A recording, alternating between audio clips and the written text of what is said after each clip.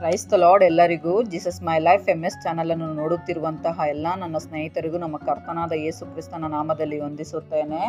ಇವತ್ತು ಗಾಬ್ರಿಯೇಲ್ ದೇವದೂತನ ಬಗ್ಗೆ ತಿಳಿದುಕೊಳ್ಳೋಣ. ಅದಕ್ಕಿಂತ ಮುಂಚಿತವಾಗಿ ಇನ್ನೂ ಯಾರೆಲ್ಲ ನನ್ನ ಚಾನಲನ್ನು ಸಬ್ಸ್ಕ್ರೈಬ್ ಮಾಡ್ಕೊಳ್ದಿರೋ ನೋಡ್ತಾ ಇದ್ದೀರೋ ಅವರೆಲ್ಲ ಸಬ್ಸ್ಕ್ರೈಬ್ ಮಾಡ್ಕೊಂಡು ನೋಡಿ.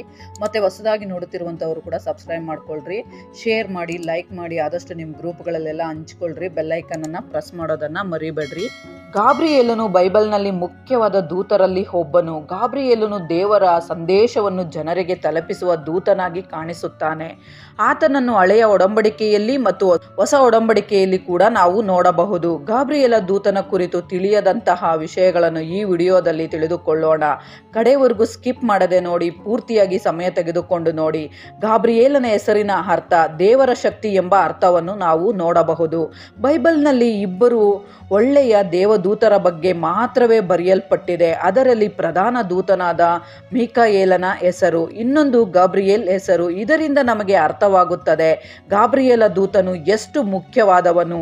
ದೇವರ ಸನ್ನಿಧಿಯಲ್ಲಿ ನಿಲ್ಲುವ ದೂತನು ಗಾಬ್ರಿಯೇಲನು. ಗಾಬ್ರಿಯೇಲನು ಮಿಕ್ಕ ಎಲ್ಲ ದೂತರಿಗಿಂತ ಉನ್ನತವಾದ ದೇವರ ಸನ್ನಿಧಿಯಲ್ಲಿ ನಿಲ್ಲುವವನು.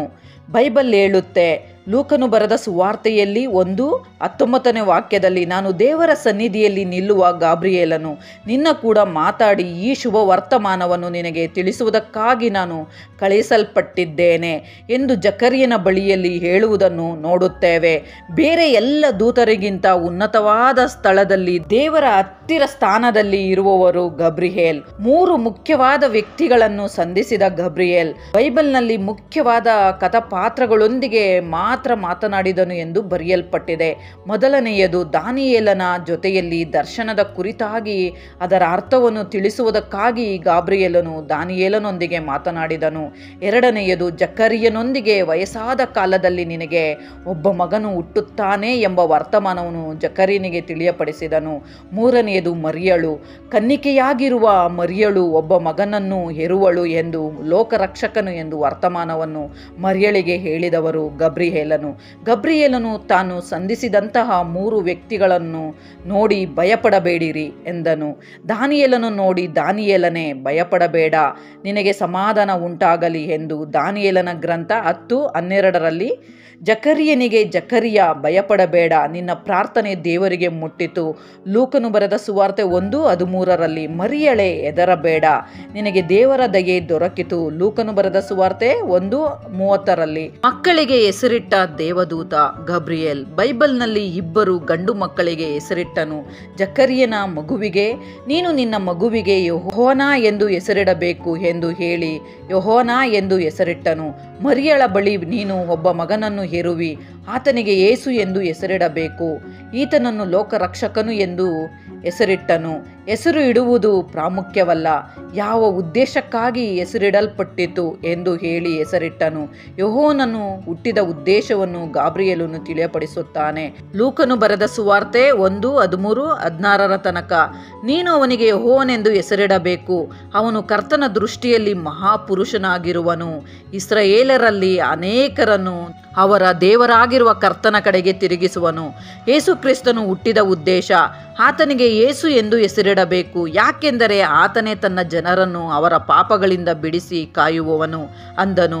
ಮತ್ತಾಯನು ಬರೆದ ಸುವಾರ್ತೆ 1:21ರಲ್ಲಿ ಮತ್ತು ಲೂಕನು ಬರೆದ ಸುವಾರ್ತೆ 1:30ರಲ್ಲಿ ನಾವು ನೋಡಬಹುದು. 400 ವರ್ಷಗಳ ನಂತರ ಬಂದ ಗಾಬ್ರಿಯೇಲನು ಮಲಾಕಿಯ ಗ್ರಂಥದಿಂದ ಯೇಸುವಿನ ಜನನದವರೆಗೂ ಸಮಯ 400 ವರ್ಷಗಳು. ದೇವರು ಯಾರ ಮುಖಾಂತರವೂ ಮಾತನಾಡಲಿಲ್ಲ, ದರ್ಶನವೂ ಕೊಡಲಿಲ್ಲ. ನಂತರ ಮೊದಮೊದಲು ಜಕರಿಯನ ಬಳಿ ಬಂದು ಮಾತನಾಡಿದನು. ಪ್ರಾರ್ಥನೆಗೆ ಉತ್ತರ. ಗಾಬ್ರಿಯೇಲನು ಸಂಧಿಸಿದ 3 ಜನರಿಗೆ ಪ್ರಾರ್ಥನೆಗೆ ಉತ್ತರ ತೆಗೆದುಕೊಂಡು ಬರುವನಾಗಿ ಕಾಣಿಸುತ್ತಾನೆ. ದಾನಿಯೇಲನು ಕನಸಿನ ಅರ್ಥವನ್ನು ತಿಳಿಸಬೇಕೆಂದು ಪ್ರಾರ್ಥಿಸುವಾಗ ಉತ್ತರವನ್ನು ತೆಗೆದುಕೊಂಡು ಬಂದನು. ಜಕರಿಯನು ಪ್ರಾರ್ಥಿಸುವಾಗ ಅವನಿಗೆ ಉತ್ತರವನ್ನು ತೆಗೆದುಕೊಂಡು ಬಂದನು. ದೈವಶಾಸ್ತ್ರ ಉಪಾಧ್ಯಾಯನು ದಾನಿಯೇಲನಿಗೆ ದೇವದರ್ಶನದ ಅರ್ಥವಾಗದೇ ಇರುವಾಗ, ತಿಳಿಯದೇ ಇರುವಾಗ ಪ್ರಾರ್ಥಿಸಲಾಗಿ ಪರಲೋಕದಿಂದ ಗಬ್ರಿಯೇಲ ದೂತನು ಬಂದು ಅವನಿಗೆ ಅರ್ಥವನ್ನು ತಿಳಿಯಪಡಿಸಿದನು. ಸುವಾರ್ತೆಯನ್ನು ಸಾರಲು ಬಂದ ಗಬ್ರಿಯೇಲನು ಅರ್ಥವಾಗದ ಮರ್ಮಗಳು ದಾನಿಯೇಲನಿಗೆ ತಿಳಿಯಪಡಿಸಿದಾಗ ಸುವಾರ್ತೆಯನ್ನು ಸಾರಿದ್ದಾನೆ.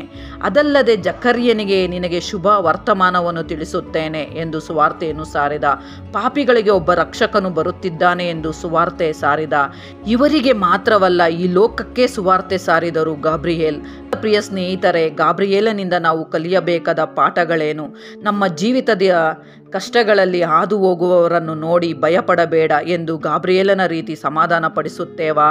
ಮಕ್ಕಳಿಗೆ ಹೆಸರಿಡುತ್ತೇವೆ, ಆದರೆ ಮಕ್ಕಳ ಜೀವಿತದಲ್ಲಿ ಏನು ಉದ್ದೇಶಕ್ಕಾಗಿ ಹೆಸರು ಇಡಲ್ಪಟ್ಟಿದ್ದೇವೆ ಎಂದು ನಾವು ಅರ್ಥ ಮಾಡಿಕೊಳ್ಳುತ್ತೇವಾ? ದರ್ಶನದ ಅರ್ಥ ತಿಳಿಯದೇ ಇರುವಾಗ ದಾನಿಯೇಲನಿಗೆ ಅರ್ಥಪಡಿಸಿದ ಗಾಬ್ರಿಯೇಲನ ಅನೇಕರಿಗೆ ಬೈಬಲ್ ತಿಳಿಯದೇ ಇರುವಾಗ ಅದನ್ನು ಕಲಿಸಲು ನಮಗೆ ಇಷ್ಟ ಇದೆಯಾ? ಅನೇಕ ಜನರಿಗೆ ಯೇಸು ಕ್ರಿಸ್ತನ ಸುವಾರ್ತೆಯನ್ನು ಸಾರಿದ ಗಬ್ರಿಯೇಲನಂತೆ ಅನೇಕ ಜನಜಾತಿ ಪಾಪದಲ್ಲಿ ಇರುವವರಿಗೆ ಪ್ರೀತಿಯಿಂದ ಸುವಾರ್ತೆ ಸಾರಬೇಕೆಂದು ಭಾರ ನಮಗೆ ಇದೆಯಾ? ಎಲ್ಲದಕ್ಕಿಂತಲೂ ಗಬ್ರಿಯೇಲನು ಯಾವಾಗಲೂ ದೇವರ ಸನ್ನಿಧಿಯಲ್ಲಿ ಇರುವ ಮತ್ತು ಆತನ ಚಿತ್ತದಂತೆ ಕಾರ್ಯನಿರ್ವಹಿಸುತ್ತಿದ್ದ ದೂತನಾಗಿ ಬೈಬಲ್ನಲ್ಲಿ ಕಾಣಿಸುತ್ತಾನೆ. ಗಬ್ರಿಯೇಲನ ಪ್ರಮುಖ ಪಾತ್ರವನ್ನು ನಾವು ನೋಡುತ್ತೇವೆ. ನಾವು ಕೂಡ ಗಬ್ರಿಯೇಲನ ಹಾಗೆ ದೇವರ ಸನ್ನಿಧಿಯಲ್ಲಿ ಆತನ ಚಿತ್ತದಂತೆ ನಡೆದುಕೊಳ್ಳಬೇಕು. ದೇವರು ನಿಮ್ಮೆಲ್ಲರನ್ನು ಆಶೀರ್ವದಿಸಲಿ.